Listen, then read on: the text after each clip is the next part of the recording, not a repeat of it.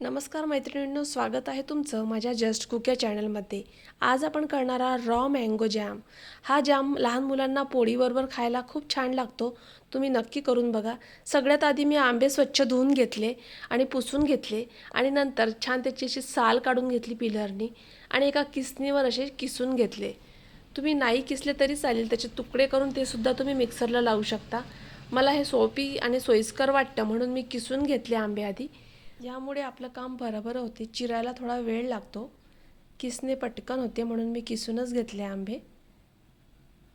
तुम्ही बघू शकता हे मोठे आंबे असल्यामुळे याला गरही भरपूर आहे म्हणून किसायला अगदी सोपे गेलेत मला हे। तर चला, मी वजनी 1 किलो आंब्याचा हा जाम करणार आहे। सगळी कैरी आता वजनी 1 किलो भरली, तुम्ही बघू शकता। आता सगळं मी एका मिक्सरच्या भांड्यामध्ये घेऊन याला वाटून घेणार। पेस्ट थोडी बारीक असली तरी चालेल, थोडी जाडसर असली तरी चालेल। तुम्ही बघू शकता मी थोडी जाडीच ठेवली। यानंतर आपण ही सगळी पेस्ट एका काचेच्या बाउलमध्ये काढून घेतली। ही वजनी 1 किलो आहे। तर आपण लागणारं साहित्य बघूया। मी धणे घेतले साधारण 2 चमचे आणि मंद आचेवर छान थोडे परतून घेईल। यामध्ये मी थोडी 2 चमचे सोप घातली आहे आणि साधारण 1 चमचा मी यामध्ये दाणा मेथी घेतली आहे। दाणा मेथी आपल्याला सोप आणि धण्यापेक्षा कमीच हवी, कारण मेथी ही कडू असते। आता मी छान मंद आचेवर हलकेसे हे भाजून घेईल। तुम्ही बघू शकता गॅस आपल्याला स्लिमच ठेवायचा आहे आणि भाजून झाल्यानंतर मिक्सरला छान अशी जाडसर वाटून घ्यायची आहे। जास्त बारीक नको, थोडी जाडी भरडच हवी। नंतर मी एका वाटीमध्ये याला काढून घेतलंय। ज्यामुळे जामला खास अशी चव येते तो मसाला आपला रेडी झालाय। मेथी, सोप आणि धणे। तर गूळ घेतलाय मी 1 किलो कैरीसाठी साधारण अर्धा किलो गूळ घेतलाय मी। आता एका कढईत तेल घेतलंय पडीभर आणि त्यामध्ये थोडी मोहरी घातली मी 1 चमचा आणि ती मोहरी तडतडली की त्यामध्ये मी लाल तिखट घेणार आहे।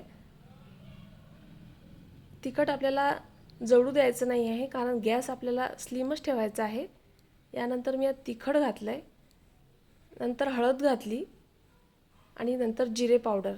आता आपल्याला गॅस बंद केला तरी चालेल, म्हणजे तिखट, हळद आणि जिरे पावडर जळणार नाही हा मसाला।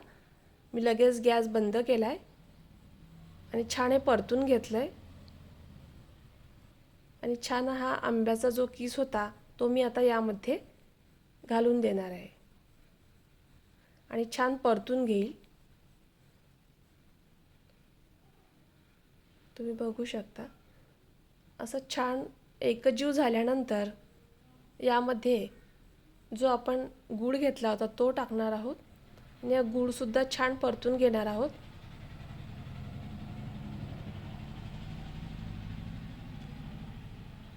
आपल्याला याला चमचा देतच राहावं लागेल, नाही तर खालून लवकरच लागून येईल, म्हणजे जळून जाईल।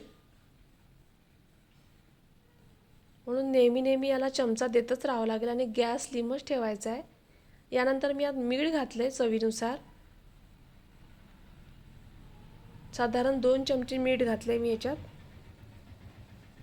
तुम्ही त्याचे प्रमाण तुमच्या आवडीनुसार घेऊ शकता।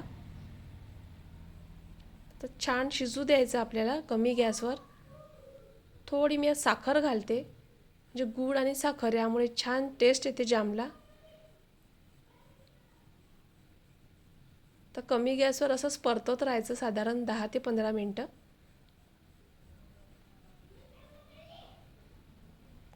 छान हा गुळाचा आणि साखरेचा पाक तयार होईल, तुम्ही बघू शकता। तर जामनी कलर सुद्धा चेंज केलाय, छान बबल्स यामध्ये येत आहेत। अशा प्रकारे आपला जाम तयार झालाय। लहान मुलांना फार आवडेल हा जाम, गरम पोळी आणि जाम। तर तुम्ही सगळ्यांनी हा करून बघा आणि कसा झाला ते मला कमेंट बॉक्समध्ये नक्की कळवा। चॅनलला सबस्क्राईब करायला विसरू नका। धन्यवाद।